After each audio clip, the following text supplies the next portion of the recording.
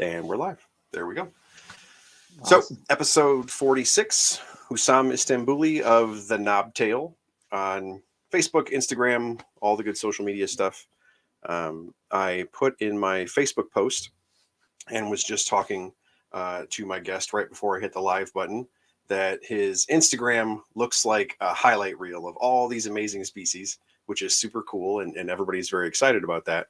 But I thought it was cool that his postings and pictures and things don't just show a highlight collection, they show the functionality of his collection. He shows eggs and babies and enclosures and various life stages and all sorts of things, and not just one-offs of super cool species. It was actually the functionality of those species in his collection and producing them or what have you. And so I thought that was really neat, especially considering that there's some really cool species and some really rare stuff and all these different things that would really generate a lot of attention, but it isn't just a placeholder or this, cool trophy thing in one enclosure. You actually have a groupings and production and a functional collection, I guess, for lack of a term for that. So I'm very glad that you agreed to come on and talk about all that. And I just wanted to kind of start there with, you sent me the picture of you holding the lizards. I was super stoked. You obviously have an affinity for Australian things and have an amazing collection of animals from that part of the world. So kind of on the collection side, what is the driver there? You're an Australia guy and you started out that way, or you progressed to this, or how did you come to be with that focus? I've been breeding Australian geckos, starting with Nephrurus, I think was my first serious project about a decade ago. And I remember going to NARBC in Anaheim and seeing a Levis on the table. And I think at the time it was like $600 or something. And I was like, wow, that is one of the coolest things I've ever seen. Unfortunately, with my career at that time and how things are, that was not something I could afford. So it was a goal for me to start with a group of Nephrurus sometime in the future. Okay. I haven't always been focused on Australian stuff, and I'll let you. We'll talk later down the line of how I'm kind of diversifying a little bit more, but the focus of Nephrurus really started for me at that NARBC show. I think it was like 2005 or something like that. Very cool. So and I have noticed in your social media that you have some diversity here and there, but because I saw you also posted, and we were talking earlier, you had this awesome bank of enclosures, and given that you had or have such a focused collection, is that like an ease of care thing for you, where this is generally the idea and we vary some night drops or temperatures here and there, but you have a good focus of a whole bunch of desert rock lizards, just these western blue tongues? Does it make it a little easier to have things conform like that? Yeah, so I definitely try to stick to a certain type of animal, mostly arid species, just because I don't have much room. I mean, I would love to have the time and room to do more tropical or a cool room and whatnot, but when my wife and I moved into our house, I promised her that there will be no more loose crickets in the house, and I kind of built out a room, and Okay. I made sure to make the room small enough so that I can't fit as many animals as I want, but big enough to have a modest sized collection. So Okay. That's a good idea. and then I like that. yeah, but saying that, things are close together. It is temperature controlled, but I do tend to stick to likely animals that require general temperature ranges and night drops and such. Okay. Very cool. So is that,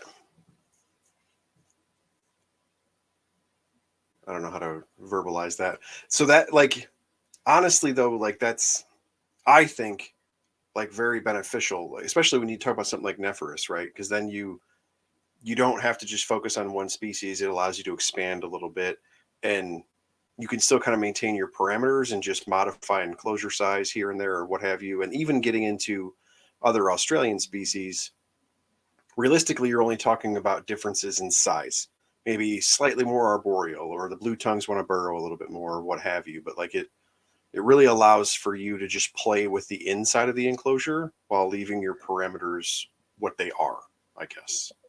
Sure, yeah, just by switching out different light bulbs or the location of the enclosure itself and things of that nature. Now, Nephrurus are nocturnal geckos, and they can be kept in a rack system, which I do use. There are people that keep them in a naturalistic setup, and there's multiple ways to keep Nephrurus. However, if you do keep them in a naturalistic setup with lights on, you will not see them during the day. Most likely, Right. they will be burrowing. And when I did see them in the wild, it was the same case scenario. They were not out and about until sunset at the Right. earliest. But usually when it got dark. So the geckos have allowed me to expand on geckos while not consuming a lot of space. But however, For sure. stuff like but stuff like the skinks and the Lacertids and other things that have enclosure requirements that are diurnal species, obviously can't just go in a tub. And for two reasons, really. Nephrurus, they feel more secure in a darker environment, rather than being on display. But diurnal animals like to climb around and have space to run around and are more active in the fashion of being in a bigger enclosure. So I would not feel good about putting those types of animals in tubs. For sure. I I have noticed a lot of folks that with Nephrurus and things that are similar to that, where it just seems like a lower stress way of keeping. Like you can set up naturalistic and it be decked out and they'll burrow and do their thing, and then if you want to watch them at nighttime or what have you. But my thing with that is it. Then there's always this little monkey outside with like a red light at nighttime. Like I worry that they're behaving naturally. That's wonderful, but then you have like these acute little stressors because I want to see them. That's why I want to see them do their lizard thing, Sure. as opposed to something like a tub system or a rack system, to where I don't know. It just seems more normalized, I suppose, where they're I would assume are fairly consistently in a low stress environment because they have that confinement, they have that modified or simulated burrow or what have you.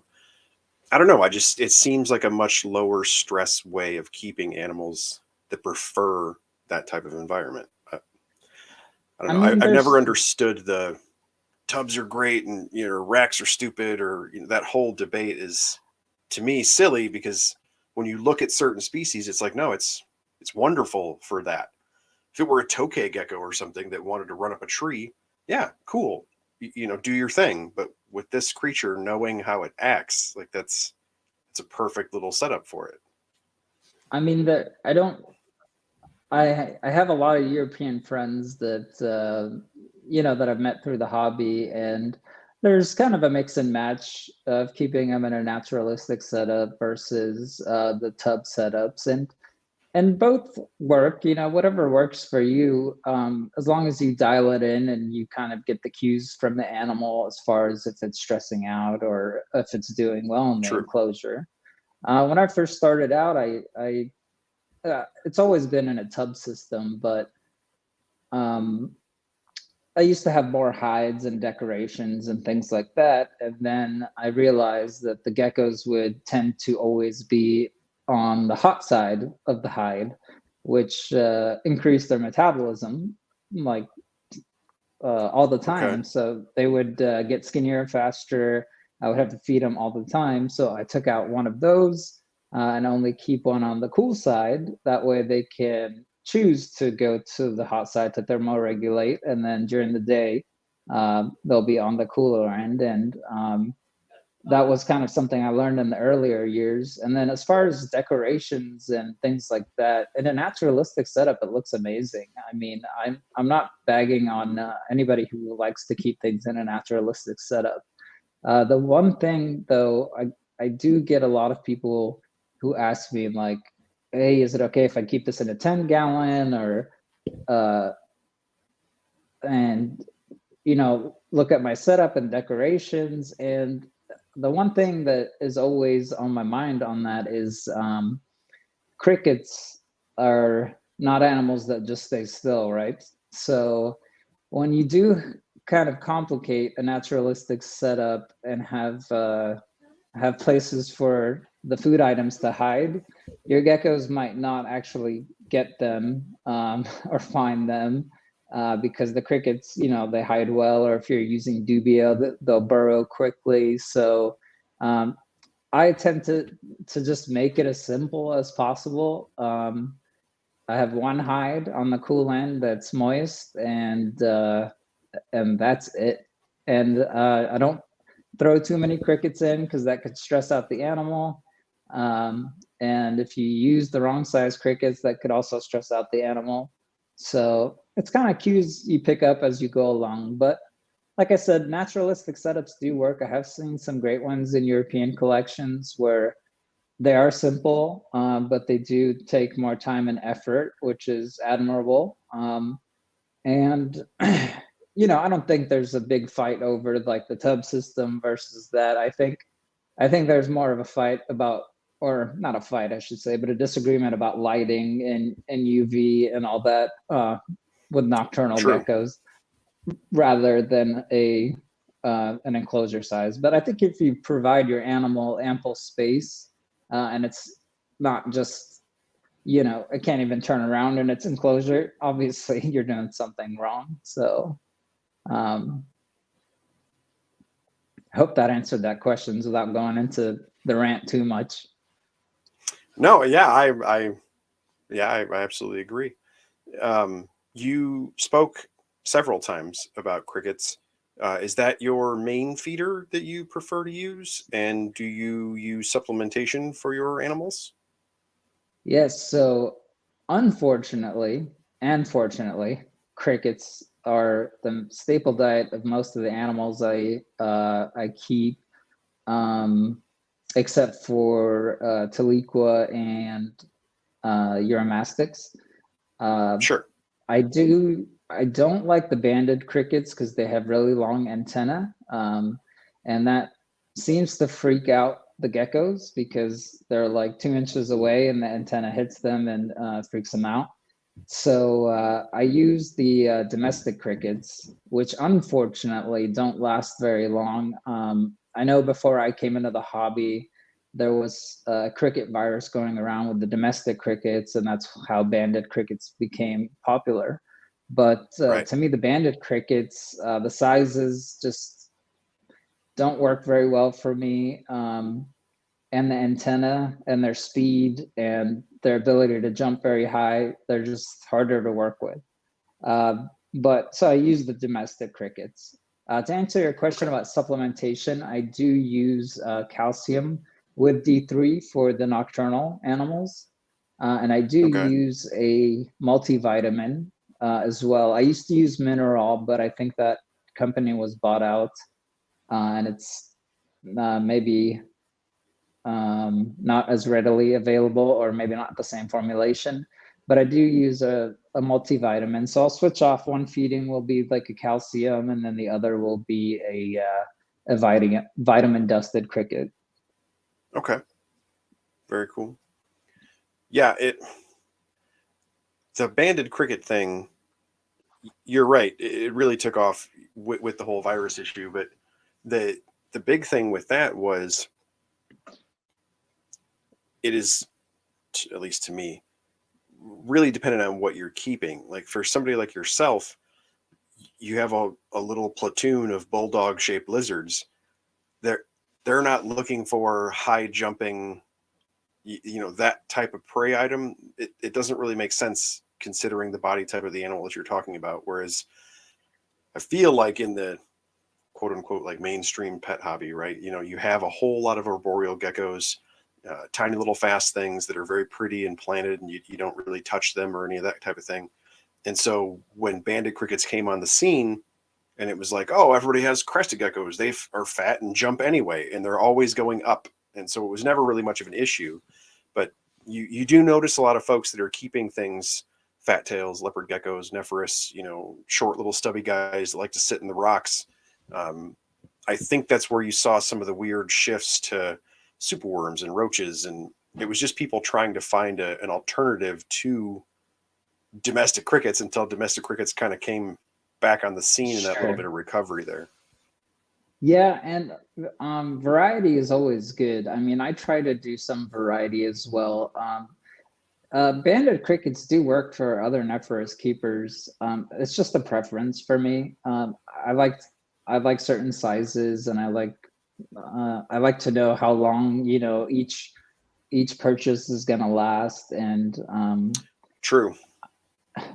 And I've actually tried black crickets, which is a different species of cricket that we can get in California, but you're not allowed to ship. But those gut load really well, but they get huge, and like they get huge to the point where it's scary to have your gecko next to them. Like they're bitey animals. Wow. But I mean, Nephrurus in the wild, I mean, the kind of insects that I saw in that habitat, the variety they have is amazing. It's from roaches to crickets to locusts to grasshoppers to stick insects to smaller geckos. So they're getting a ton of variety.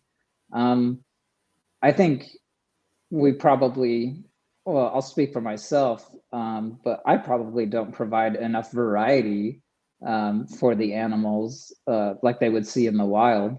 And that's mostly because of the kind of the limited selection I had.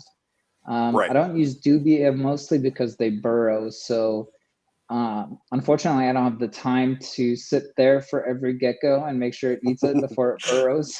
Yep. I have used red runners in the past, or I think they're called red runners, Turkestan roaches. Yeah. And they've worked pretty well. So sometimes I'll get those. And then I will occasionally use superworms, like freshly molted superworms. So I do try to give a little bit of variety, but I wish I could give more, like grasshoppers and things like that. But I can't. In California, we're not allowed to, get a shipment of grasshoppers and other insects for invasive species protection and whatnot. So like I said, a lot of the things I mentioned here, I don't want to discourage people to try other things. That's just the way I do things. So there's a lot of ways to do what I'm doing with Nephrurus, but there's multiple ways of doing the same, achieving the same goals. Of course.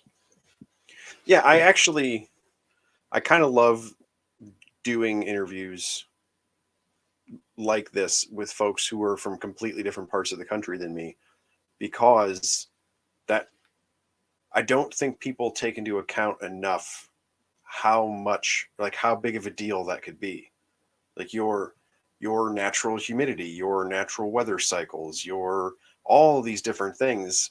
And I think it gets talked about a lot with python breeding and different things where you're more concerned about, is it food cycling or temperature cycling or what? Like there are a lot of different weird triggers, especially folks that are into Indonesian pythons and things like that, to where you live in the country, it makes a really big deal because we live in a country that's so gigantic that, you know, like Sure. a, a big group of people that love Australian stuff, the Morelia Python radio guys, they're all East Coast Pennsylvania dudes, you know, and then you get like a Nick Mutton or one of these random guys from, you know, the Pacific Northwest, all, you know, the West Coast folks.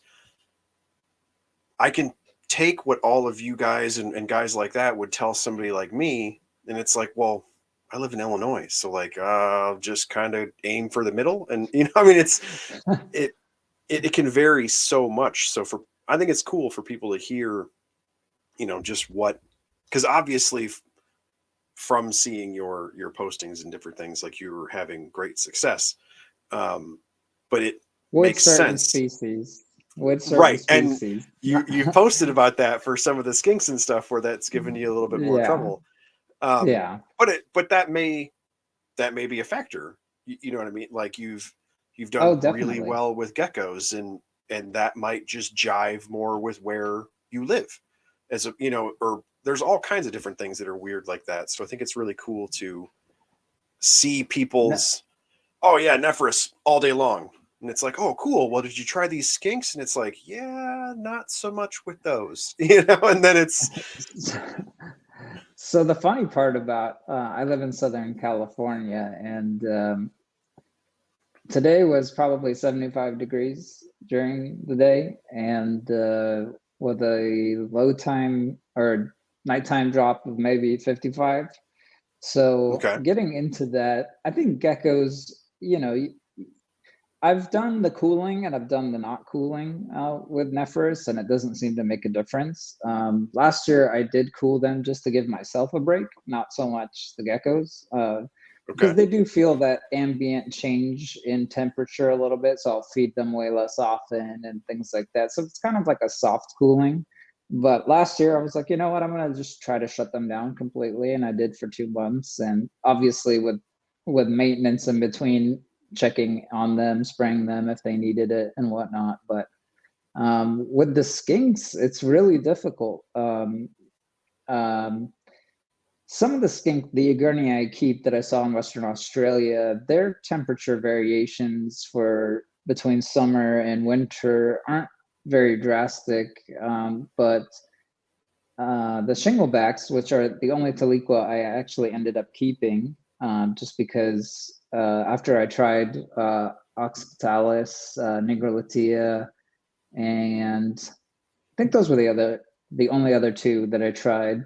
The Shinglebacks were very personable to me, Okay. and they weren't. Their behavior is not like a typical Taliqua. You know, they can live together. They're not going to rip each other's arms off if one of them's ready to breed or not. And um, I didn't have success breeding any of those species, including the Shinglebacks, even though I've seen mating behavior in all of them. On the Shinglebacks, the species I keep are Taliqua rugosa aspera, and they come from more of central southern Australia. So it Hmm. does get a little bit cooler for them. So I do battle with cooling animals in my region because, like I said, today was 75 degrees. So if I'm trying to cool Right. something, it's difficult. And you know, I've thought about getting maybe like a wine fridge or something like that to do that, but I haven't gone that far yet, but it's something I might do in the future. I did try Very cool. outdoor caging for a while. One of my good friends, Michael Plank, who pioneered a lot of breeding of the Egernia and Nephrurus in the United States. He did. He lives about an hour from me, and he had a lot of Oh, success nice. with uh, Egernia outside. Now he does get hotter temperatures and he gets cooler temperatures. So I think his environment was better. I'm at the base of a mountain, so I was getting Okay. a lot of uh, like marine layer or fog layer, and it wouldn't burn Yep. off until like 1 o'clock and then the animals only have 4 hours or so to bask and eat. So it didn't work out, unfortunately. I still do have those cages. And I might do something with them later down the road. But it didn't work out for me outside, unfortunately, because of that. Even though we're close in proximity, but the microhabitat or climates were kind of wildly different on that end, where my marine layer wouldn't burn off until 12. And his is he's already ready to feed animals at 9 in the morning, which is, in the wild, when it's hot, animals only come out for literally, they either won't come out or they'll come out really early in the morning to bask, and that's it. So, so we'll see how that goes. The geckos, were my start. I set goals for myself, like I told you, NARBC Anaheim, a friend of mine, well, a now good friend of mine, Jordan Russell, was breeding Nephrurus, and that's the person who had Nephrurus on the table that I couldn't afford. But when I was able to afford Nephrurus, I got my first Nephrurus from him, and that's kind of where the addiction started. So between him, Mike Plank, Derek Wong, Kyle Frost, a lot of my originating animals came from them. And then when it was easier to do trades before Nephrurus went CITES last June, I did do some bloodline swaps with some of the European friends out there as well. Awesome. So that's kind of Nephrurus. In hindsight, I wish I didn't name myself the Knobtail, because I was obsessed with them then, and that was my main focus. I was like, this is it. But Houssam Istanbouli to reptiles doesn't exactly flow off the tongue. So that was my main focus for a long time. And I did breed, at the time it was, I think, 12 species and subspecies. There was a recently described one that was part of the Asper complex. The name eludes me, but I did breed all of them except for Shei, which wasn't available in US herpetoculture at the time. And they were very similar to Amiae, so I didn't really pull the trigger on them when I wanted to. But after kind of working with the genus for so long and breeding most of them, the next step was, I've always wanted to go see their habitat. A lot of which is awesome.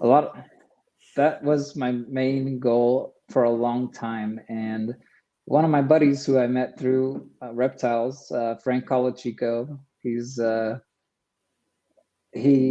makes a lot of videos and travels. His YouTube station is Reptilian Diaries. He actually documented the Australian trip we went on. We went to an NARBC Tinley, I think October in 2019, and he was a keynote speaker there. And one of the takeaways from that really got to me was, and I hope it got to a lot of people, is so many people spend thousands of dollars on animals like Leachianas and certain crested geckos, morphs, Nephrurus, or some of them can be expensive too. But no one takes the time to actually, you can literally not buy one gecko and go on a trip for 10 days and check out their habitat and kind of see them in the wild. And and that was one of the takeaways, that I took from him. And we planned the Australia trip for a year and just wanted to make sure we did everything right, make sure we followed all the laws. And obviously, being an Arab and a Australian reptile keeper, travel is probably a little bit more stringent on me as far as the TSA and authorities, but I didn't really get hassled or anything. But we researched for a year, we talked about it, and we found a lot of amazing reptiles. I think we found almost every target that we were looking for. So that was an amazing Very trip. cool. And I hope to do that more in parts of Australia and in parts of the world where, you know, I keep certain animals that I have. I'd love to go to their habitat if it's not like a war-torn country, unfortunately, or anything like that. So, Sure. see, it's hard with a collection to go places, you know, it's kind of a ball and chain situation. Um, but that trip really opened up my eyes. So to all the viewers out there that, you know, start spending thousands of dollars on geckos, before you do that and you don't have a huge collection, go travel, because it's a lot easier to travel with a smaller collection than with a little larger one. Absolutely. So having that so planned out, hit a ton of target species. Um, do you, is that one of those things where you come home and are have to change everything? Or was it, you know, like one of those watershed moments of I need to change, this is how I should keep all of these things? Or was it more of a, no, I think I'm doing, yeah, that makes sense. Why this works for me. Did you have more of the reassurance that you were doing it the right way, or did it make you want to change? How did that affect your keeping coming home? So on the geckos themselves, not so much. I did notice that some of them were out at cooler temperatures than I would have expected them to be. Um, so that was kind of a little bit eye-opening for the Nephrurus. You know, I tend to keep them at room temperature on the cool end and around 88 to 92 on the hot end. But there were some nights where it was 65 and drizzling, and some of them were coming out. That could be due to monsoonal activity. Obviously, you know, when it rains, a lot of animals True. come out. So it couldn't have been just temperature dependent. So the Nephrurus, I didn't really gain too much insight on, but some of the other geckos that I don't keep, like Diplodactylus and Stropurus, it was amazing to see how they use their environment. Like I've always thought of Diplodactylus as more of a ground-dwelling species, but you'd see them kind of off on bushes a lot of the times instead of just on the ground. So that was interesting to see. Stropurus, there's plenty of documentation of them being in bushes and on trees and stuff like that. So we kind of knew where to look. You know, we're not looking at the ground unless you road cruised one or something, and we're trying to get it off the road. Sure. The Egernia, though, and lots of we went at a time where it was pretty hot. I think it was the tail end of summer on their end. It was February, right before COVID actually hit. Oh, wow. Yeah, literally, if we were there for like 2 more days, we would have been stuck in Australia. Um, and we were Oh, in the outback. You know, you're not getting signal. You don't know what's going on. So Western Australia, you know, excluding Perth, is is really kind of barren, and there's not many places that are closer to each other. They're really spread apart. So, for sure. um, but the Egernia, I did see specifically Signitos and Epsisolus, which are more the Pilbara region Hmm. skinks, the eastern and western Pilbara. Um, we would never see those during the day unless you were looking in rock crevices.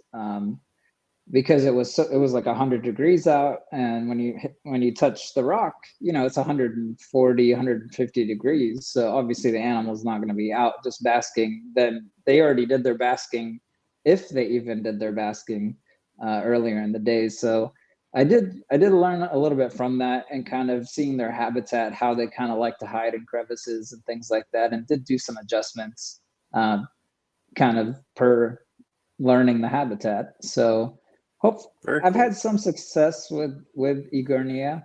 Um, so I think I'm headed in the right direction. Those species to me are more of challenges like the Shinglebacks and the Egernia are more challenges for me to keep things kind of fun. But it's not all fun and games. You get gravid females that pass, and there's a different side of the hobby that not a lot of people talk about.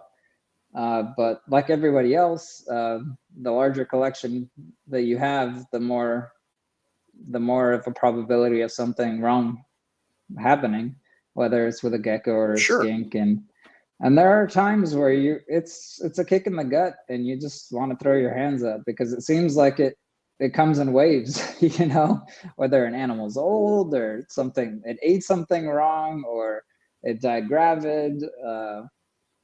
So you just got to keep your head up. And fortunately for me, this is a hobby and it's not paying the bills, so I'm not Right. stressed out about it. But it is something that I'm very passionate about. So it's not easy for me to lose an animal regardless of what it is. It's difficult. You want to know what happened, and you can't always tell what happened, even if you send it out for a necropsy or anything like that. So, but For to sure. go back to your question before ranting, yes, I did learn a lot of things from going to Australia and seeing animals in their habitat, and then potentially adding species that are in the hobby that I already saw in Australia. I kind of know their habitat now and what they like, and True. and things like that. So even species that I don't even keep, like I'm not a big snake guy. I love seeing them in the wild. My friends always make fun of me because I was always terrified of holding them, or like getting bit by a ball python or stuff like that. And I'm not ashamed of it. I was terrified of snakes, but in the field, it's kind of changed a little bit. If it's non-venomous, obviously, like I'll run and grab it and things like that. But in Australia, obviously, did not do that, because um, you have to make sure you know exactly what you're looking at before you Right. even get close to it. And Western Australia has very protective laws with wildlife. So most of the time we touched any Okay. animal or anything, it was mostly moving them off the road, or getting them away from a situation where they could be potentially harmed or something like that. So Okay. Very cool. I always think that's funny that people for this hobby, for herpetoculture and all these different things, um, people assume that you're a reptile person, like you're into snakes or what, like your average person is just like, oh, so you're all just like snake nerds, like yeah, and it's like, nah, man, like some people got a wall full of frogs or a whole bunch of geckos or whatever it may be. Um, how diverse that can be from a keeper perspective. But it's also one of those things that I find fascinating is you are definitely not the first person that I've heard who says they go to the field, they do field herping, the photography side, and and it people just feel differently about it in that setting, or from what I've been told. Because my collection is super diverse. I have all kinds of different things, and so that's never been an issue for me. But I know a lot of folks that, especially if you get into the field herping and photography side and things like that, because you're going to put under a hat so you can take a picture. It yeah, people, well, but people just get kind of out of their own head a little bit of, sure, oh, I need to kind of move it so I can get a picture and make sure. And it doesn't occur to them that they're holding a snake, or they're, whatever it was that they were so afraid of.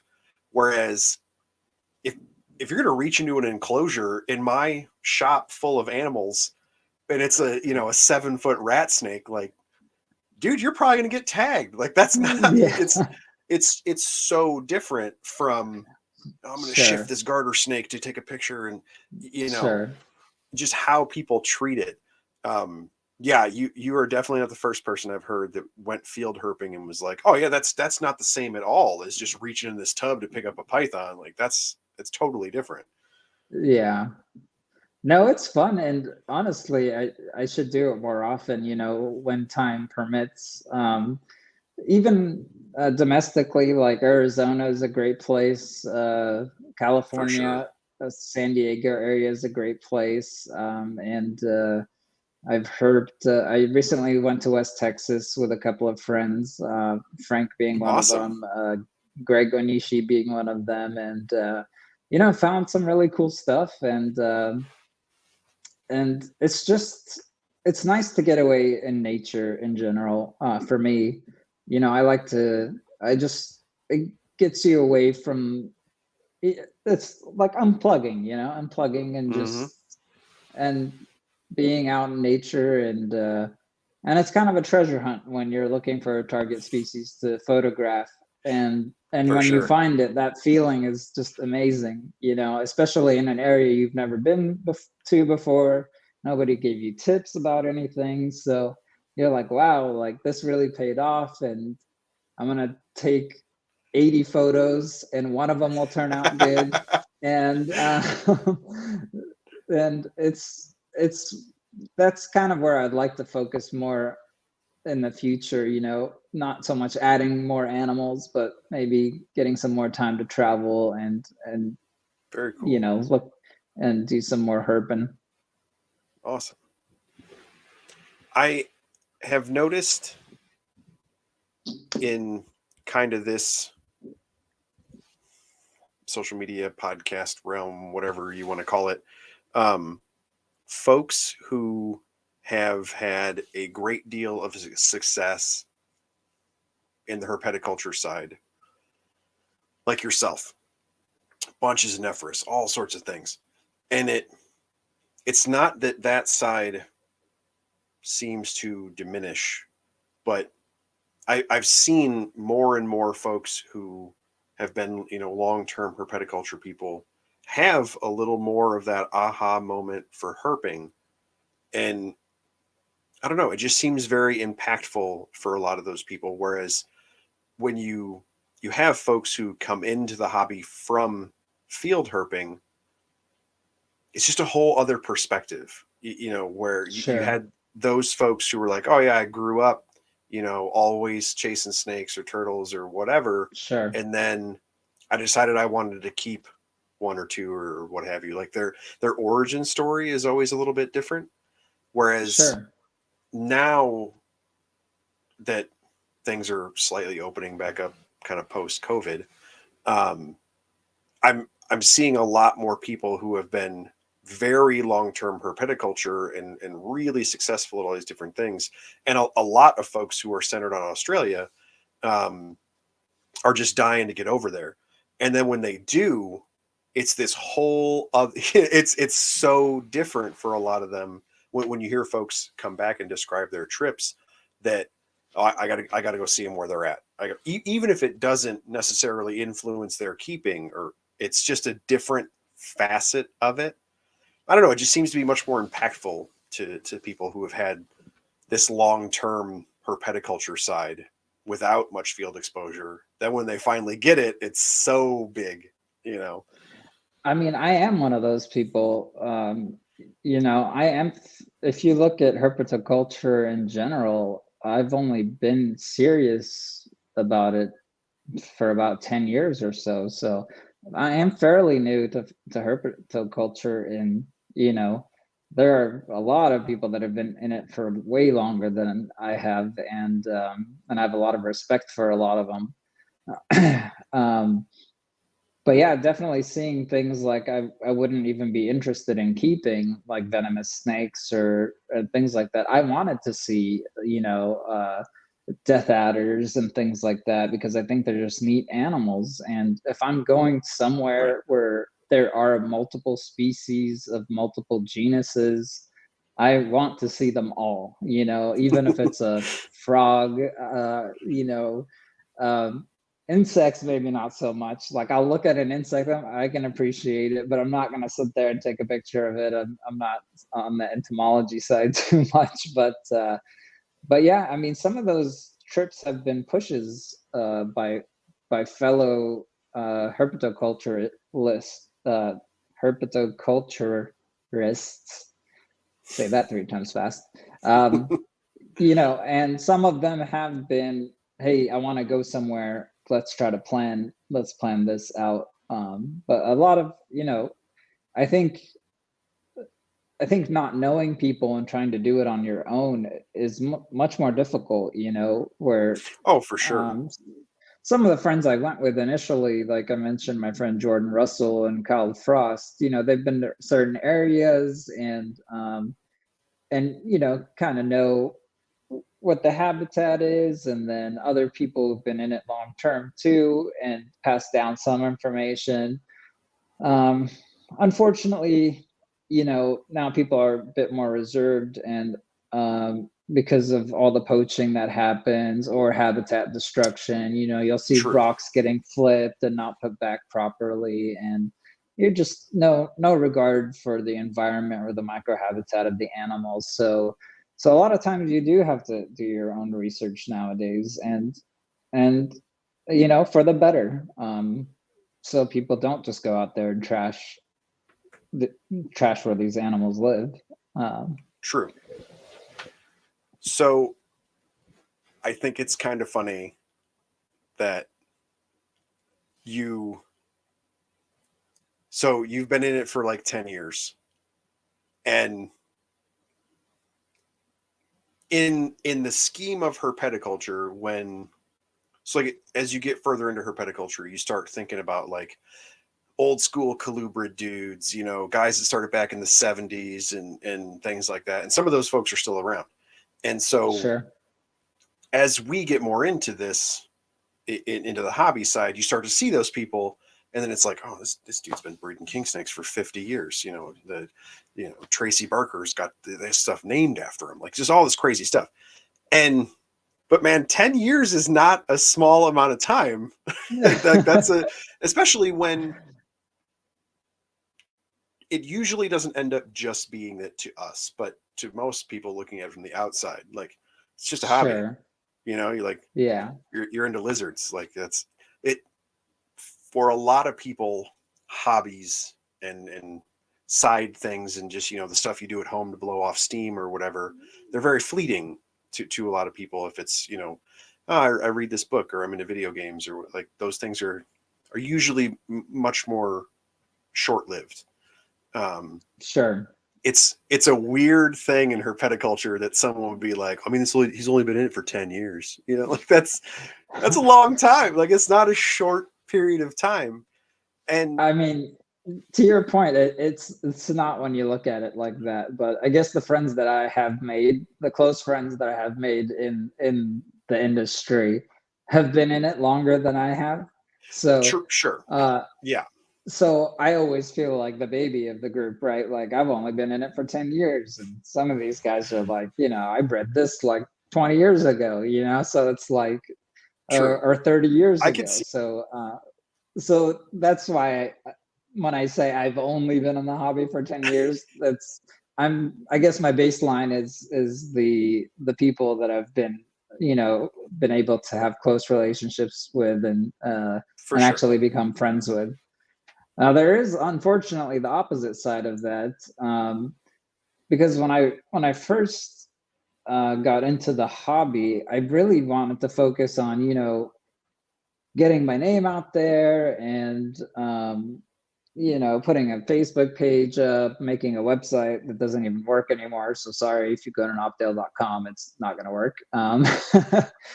And really trying to focus on getting to know everybody and network and everything. And because I thought generally that's just how, each industry really functions, is networking and getting to know people. But after the short 10 years I've been in it, I've been more reclusive. I actually don't really like to associate with a lot of the people in our industry, unfortunately. And that's based on some experiences and some, some expectations of some of the newer generation that comes in and expects things and have a sense of entitlement and things like that.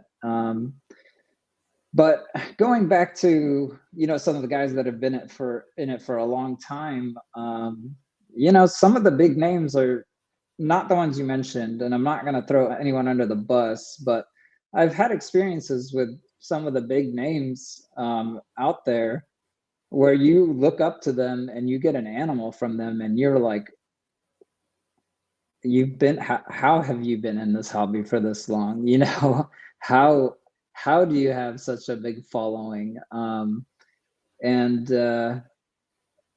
I'm not like I said, I'm going to be respectful on your show and not call people out by names, but it's definitely, the big names don't necessarily mean the best animal care Oh, for sure. or the best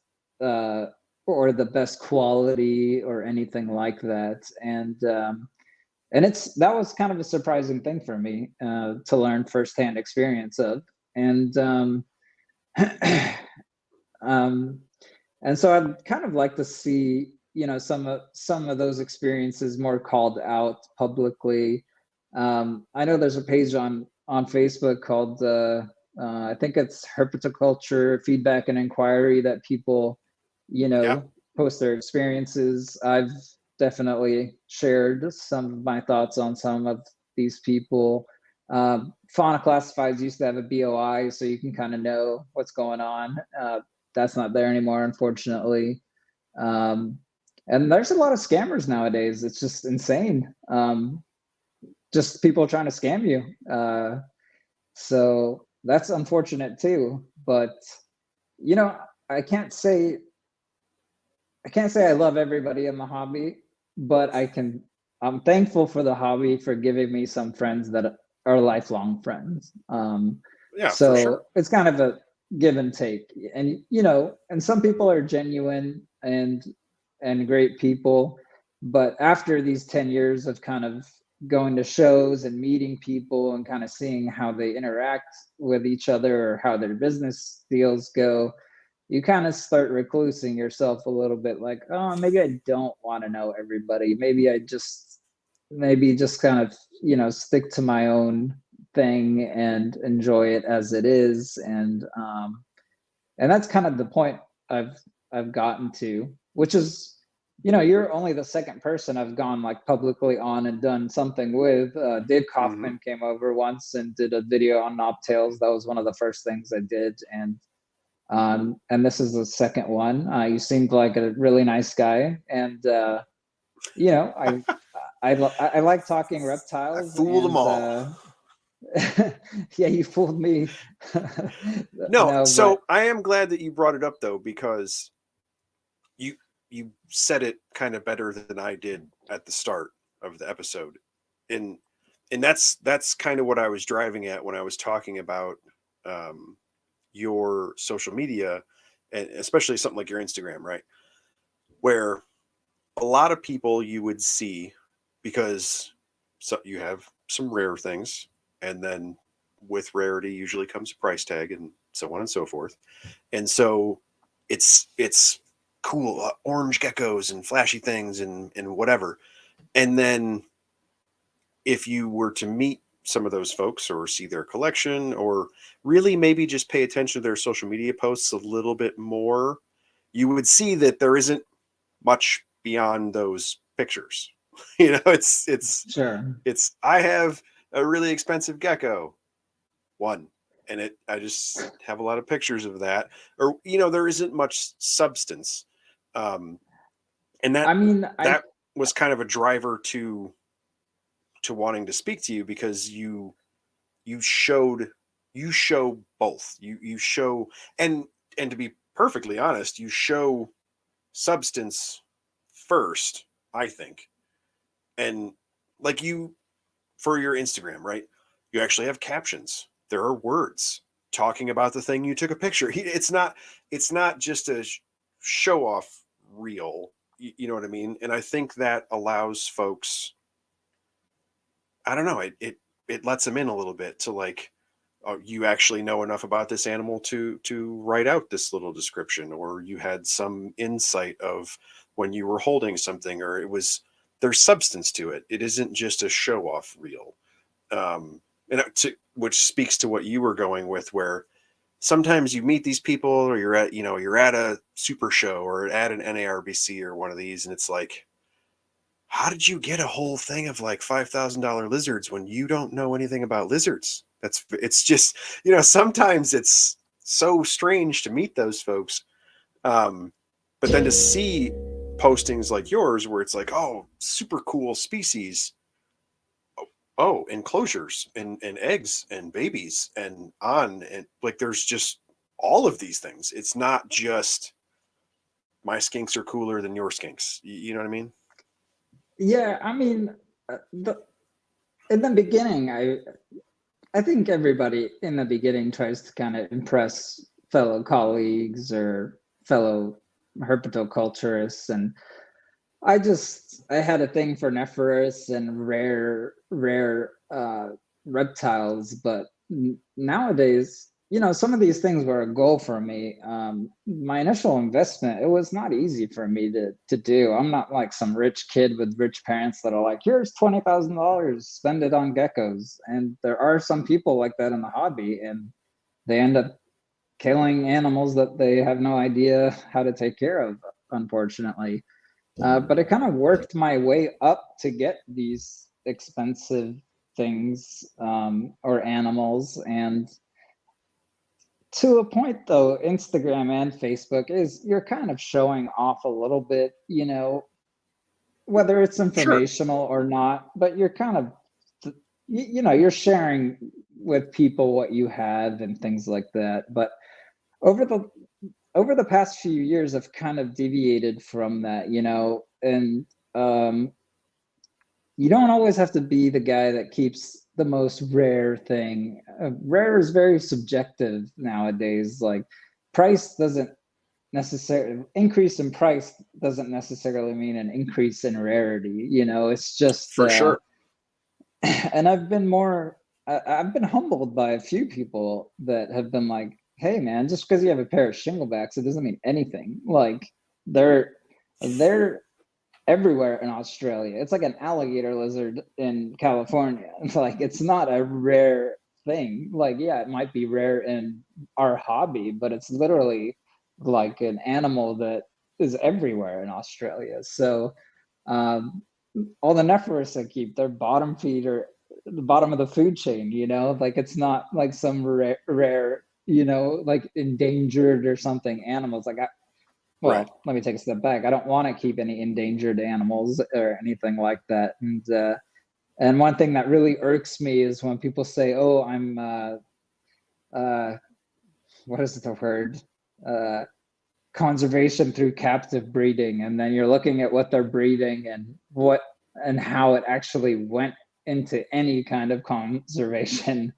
Um, so yeah, that one irks me a lot. It's kind of a justification for them to get an endangered species and say that they're True. going to save it through captive breeding. Now, I'm not saying that doesn't happen. That does happen with certain species and dedicated hobbyists. I don't want to take that away from them, but there are people that just say that just to get away with or justify to themselves that, hey, I'm keeping an animal that there's only 500 left in the wild, but I'm gonna breed it for conservation, and there's no like, okay, like show me what you have done, type of thing. So Right. so that's kind of part of the hobby that it's a little bit irking a little bit too.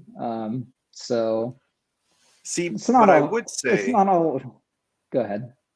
no, with the Shinglebacks, right? People freak out about them. Coolest thing ever. Yeah, and and my question for any of those species, because I don't, I have a couple of sort of rare things. I've had rarer things here and there, not a ton. Um, but I always come back to, well, I don't know.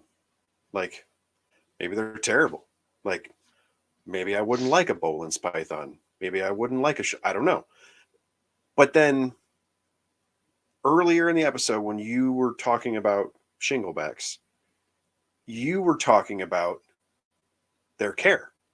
And you said, No, they were more personable. They kind of fit what I was doing better. I could keep them paired up. They didn't fight as much. Like you were talking about keeping a lizard, and that worked better for you, or what, you'd see mating behavior, Sure, hadn't got babies, and it's just not the same conversation. You know what I mean? Like, sure, yes, it in the United States, really rare. If you wanted to get one, probably pretty expensive. So on and so forth. sure, That sure. that's not what that's not what you're talking about. You know what I mean? Like Yeah, the parts that you were talking about, anybody who keeps blue tongues would get. Oh yeah, man, they really suck to breed. They'll beat the crap out of each other. I'm always worried about yeah, it getting bit. I'm always worried. The things that we all know, if we're into those rare ones or not rare ones, we know the detractors of that group. That was the same thing you were discussing. sure, You weren't discussing rare and money, all these other things. I don't know. I think that's the point. Like that's the crux of what I was getting at earlier, was like, yeah, cool. So that's why you have them, because they fit better for you. Actual keeper things, not it's the coolest sure. lizard you could possibly get. It's not a trophy or something. Yeah. It was a goal for mine to get them because I've always thought they were unique and whatnot. And and to go back, like that, there are people doing great things. I kind of bashed the captive breeding for conservation thing a little bit, but there are people that are doing things to actually help with alleviating the import of thousands of wild caught animals. For example, I've been seeing Brian from Sunshine or Sundown Reptiles, I believe. He's a gecko breeder, but he's been breeding a lot of tree monitors and being really successful with that. And those are a Yes. species in the wild that are getting decimated by collection and getting shipped over. And he's actually contributing to the captive breeding and alleviating of that. And that's something that I love to see, and I give him mad props for that. Because as we know, like it's a never ending process. And that's one thing I wanted to talk about was, the import export. We import thousands of the same animals year after year just to their deathbed. It's like, why do we keep doing that? And it's disheartening. And fortunately and unfortunately, Australian geckos and skinks and things like that aren't easily accessible. There's a lot of regulation. You can't import them by the thousands. So I don't get to see that on this end of the hobby as much. I'm not against exporting wild caught animals for bloodline diversity and to add on to captive breeding programs. It's just I've seen that side of it, and it's just seeing the same things come in over and over and over again. It's like, how many are you going to take for it to them to not be there anymore? And so that's kind of a sad part of the hobby a little bit. And Well, and I think I agree, but I love talking to people who keep Australian things, because the perspective is so different. Because you can't get any more, and there are some species where it's starting to become an issue. Bottlenecking, inbreeding depression, things of this nature. And so if you talk to folks who keep Australian things, they're like, man, if we could just get a couple, diversify blood, like their entire thought process for why they want to bring in new animals, it's totally different. It's an actual sure, need, because yeah, sure, especially just the fact that Australian species still exist in this country means we had to keep reducing them. But the people that are serious about it, there's structure to it. The Australian python guys are nerds for their lineage and all of these things, because sure, they have to be. It's a serious thing for them, because eventually they're going to start to have issues because they're on a limited number. And so when you hear folks talk about that, of if we could just get this many, if they have actual numbers in mind and a thought process, and well, this is Sure. what we would need to keep it here, and the states could do this and diversify, so on and so forth. Whereas a lot of these other species, it's we bring them in because I want that. And I don't discount that, because the pet side of the industry is a big driver for herpetoculture. But Sure. I wish the two sides of that could hear each other talk a little bit more. Of I recognize that you want that, and it's cool, and I love it. I want one too. I'm a nerd for this. I love it. But do you hear how the other person is saying, they need this to continue that? Like, they didn't ask for 60,000 carpet pythons. They asked for Yeah. 20. Yeah.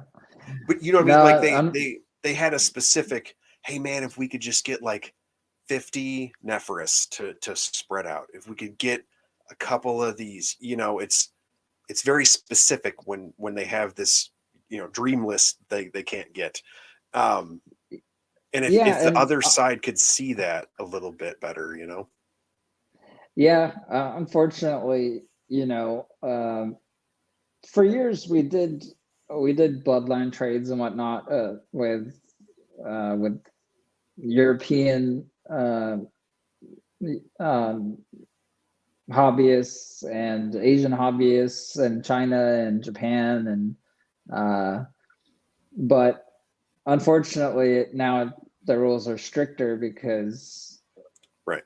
some of those things have been abused, and poaching has become a real problem, and unfortunately it kind of backfired on the keepers that want to keep these things. Now certain species of very common non-endangered animals are on listed on CITES, and Nephrurus is one of them as CITES 3.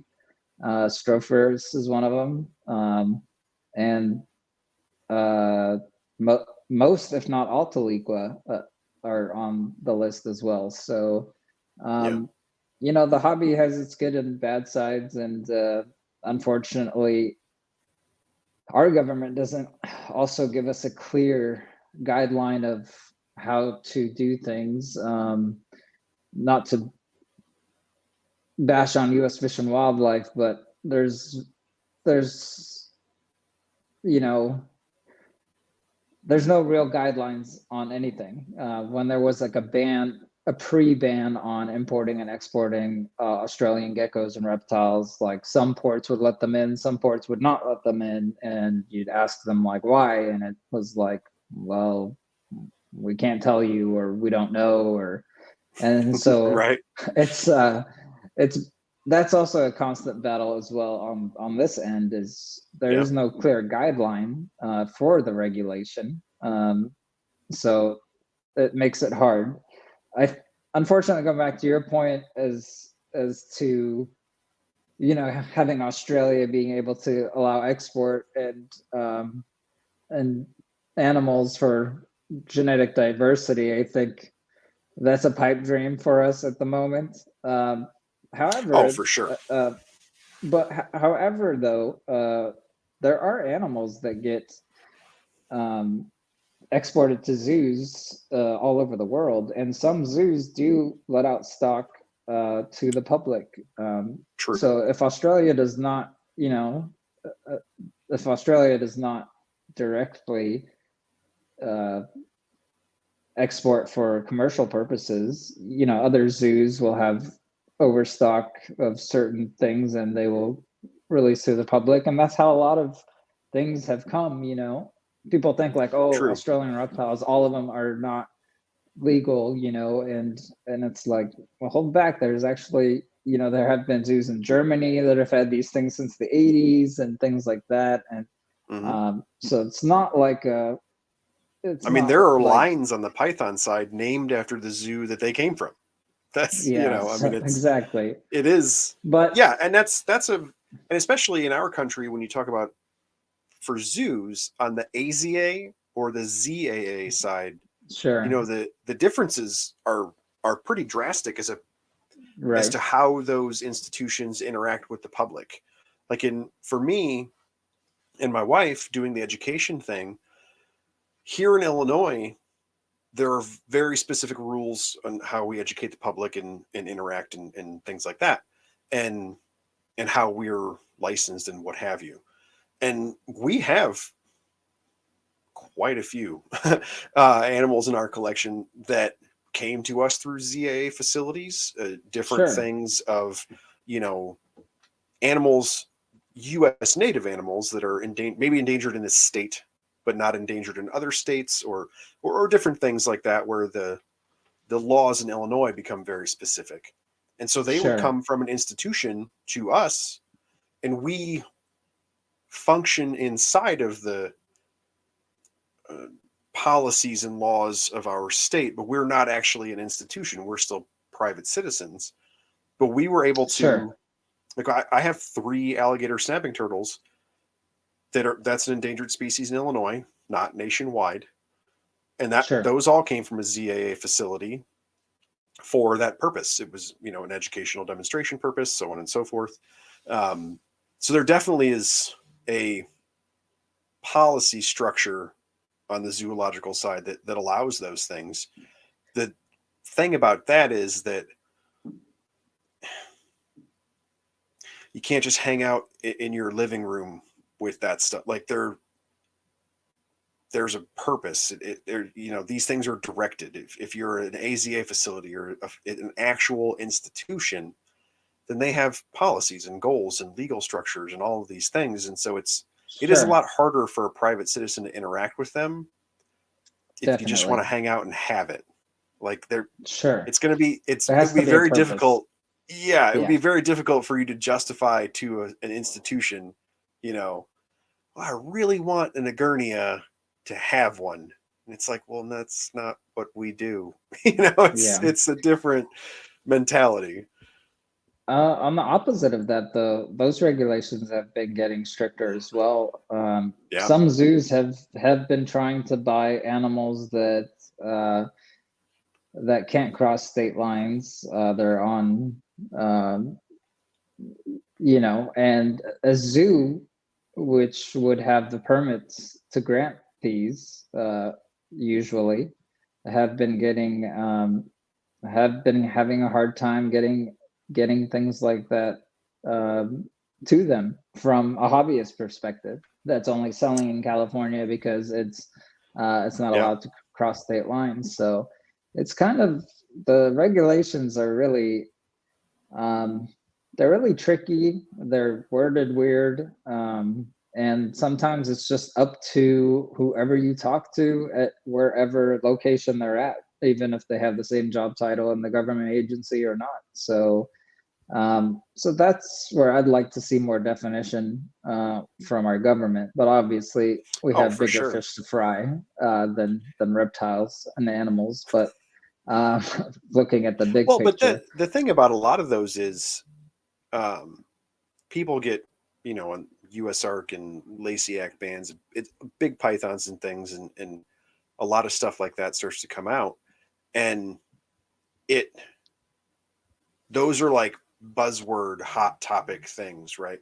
But when you start to talk about ESA and endangered species and zoo, and people are like, how could zoos not get animals? It's so ridiculous.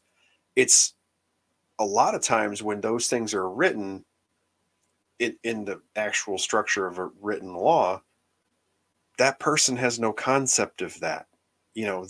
That law was written to stop this bad smuggler person.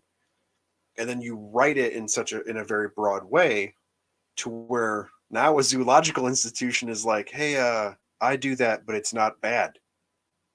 Oh, I didn't make a caveat for that. It's a lot harder. It's a lot harder to amend or reverse something than to create it.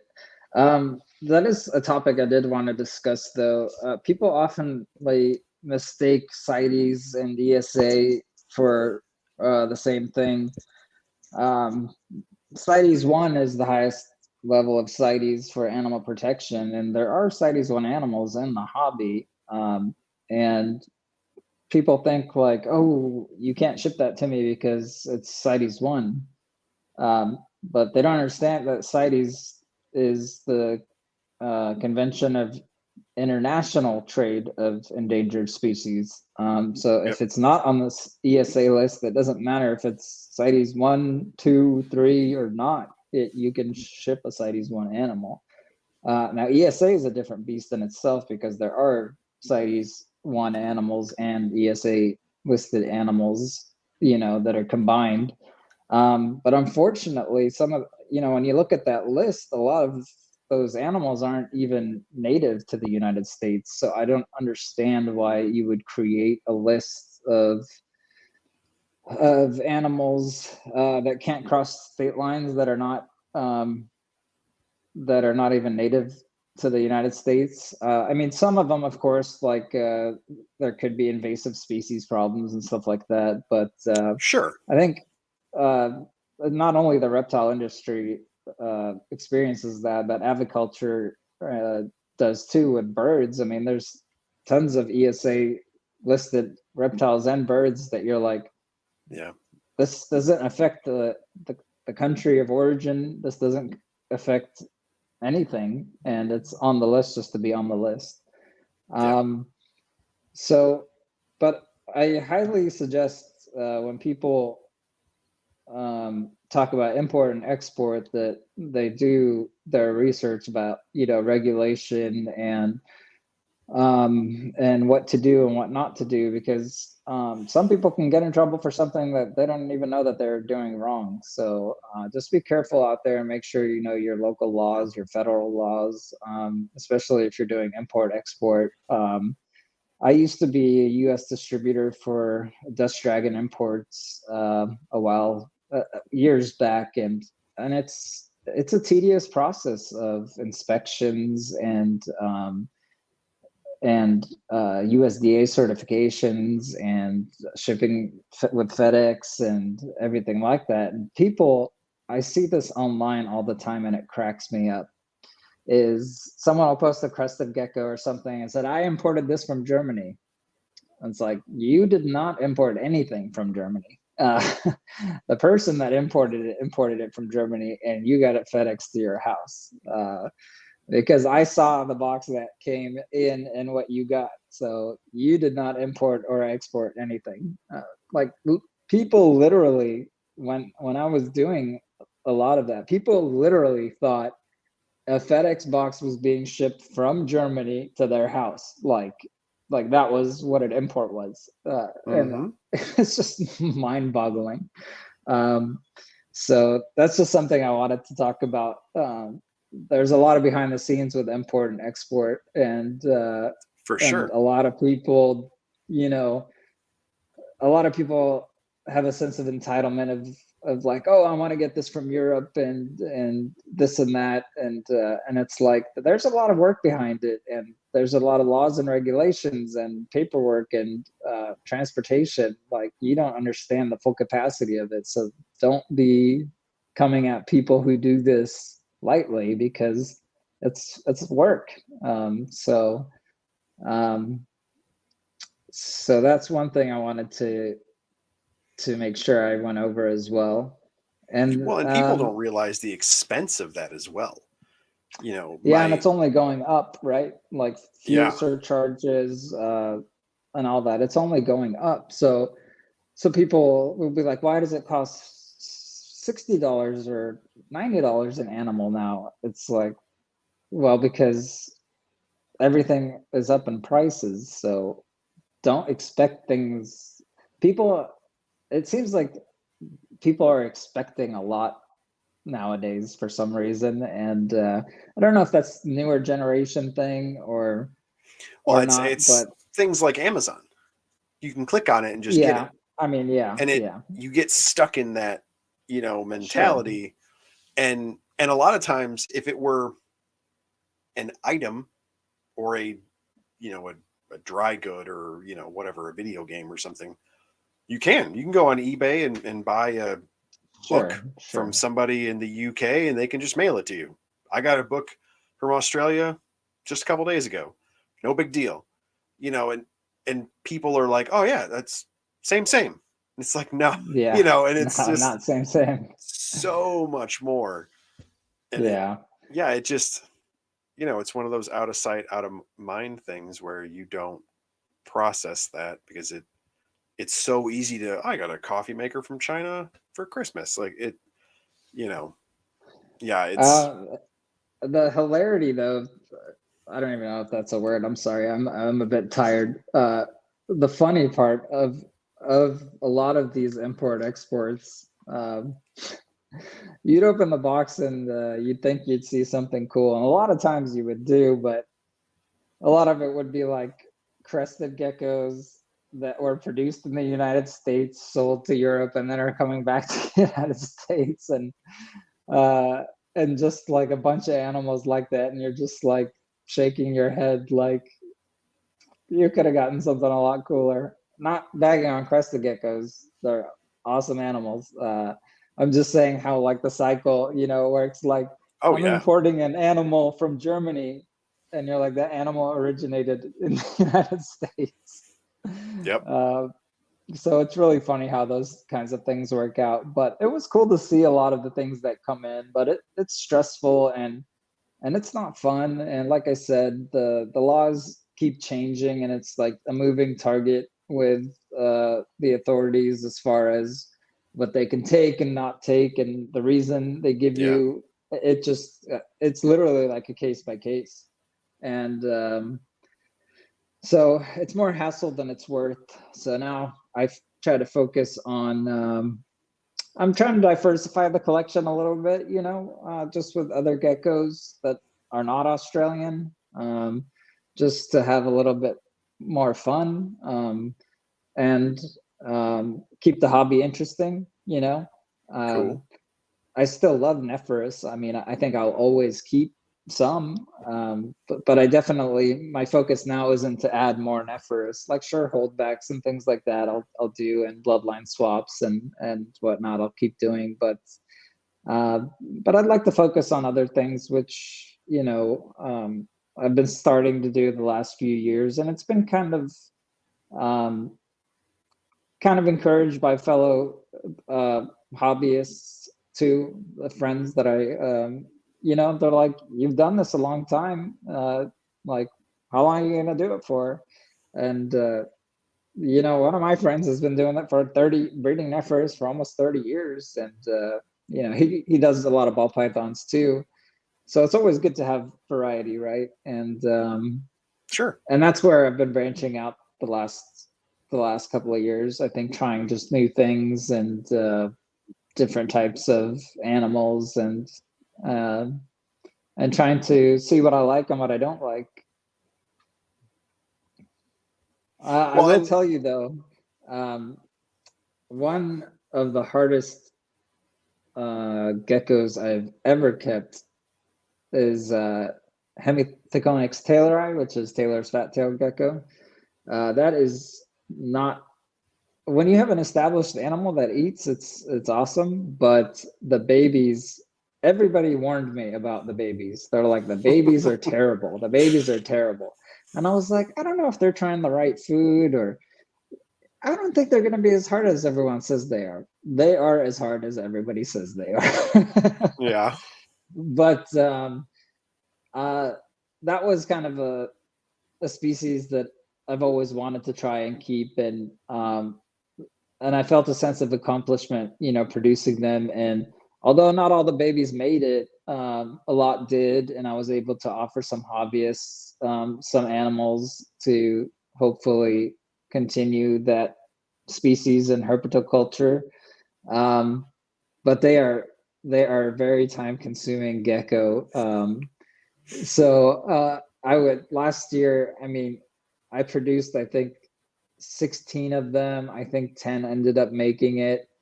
And it's just like you're sitting there for literally at least 10 minutes trying to get this thing to eat by trying different movements on tweezers on a cricket. Once they get Oh it and wow. become established, they're solid, but it's that first, I don't know what it is. They're I think they're known to be termite eaters in the wild, but unfortunately, Oh, okay. their range isn't really very safe to travel to go, True. take pictures of or study at the moment. But in the future, I would love to go see. That's an animal I'd love to go see, and other animals in that region as well.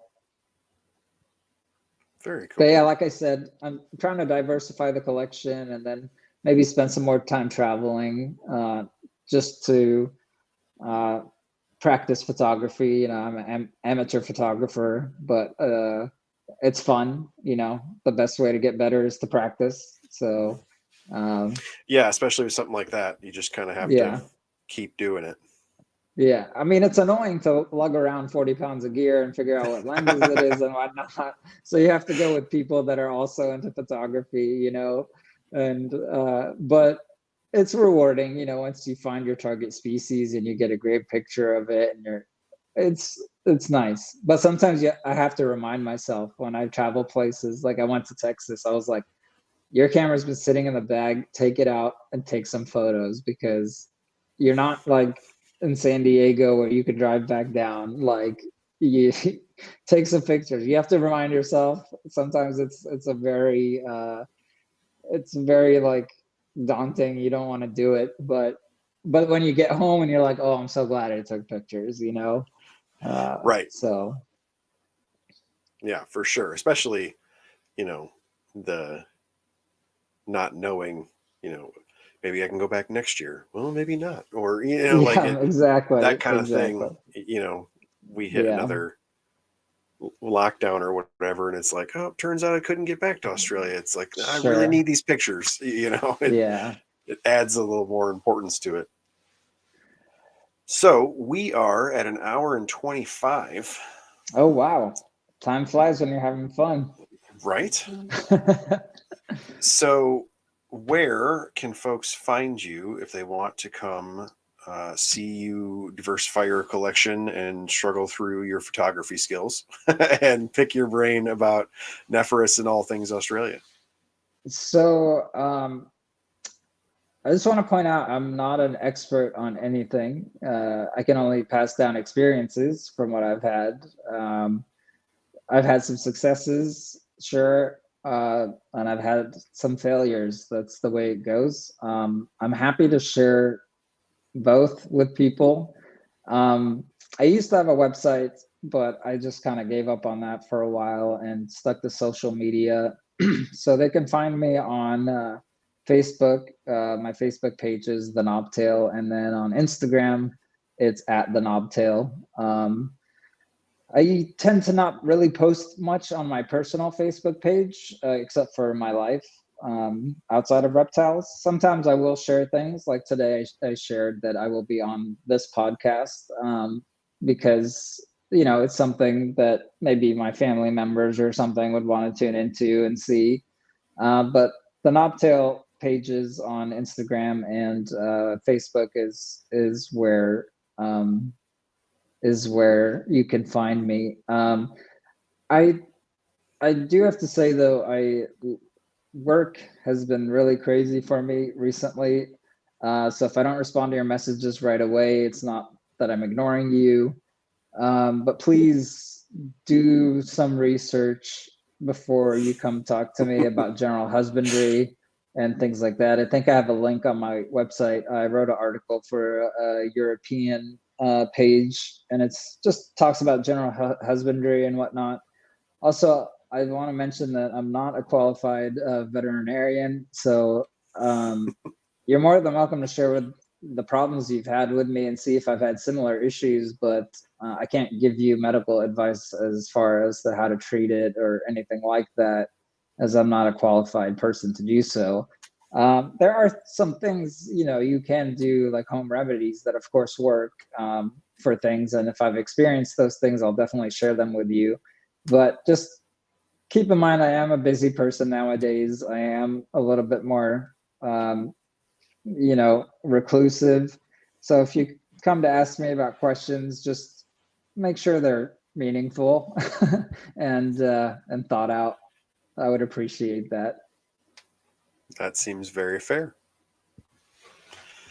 All right, man. I really appreciate you coming on. I was so glad to hear about your stuff. And I am very glad to hear that you enjoyed field herping and that you are doing field herping in the States. I'm super excited to hear that.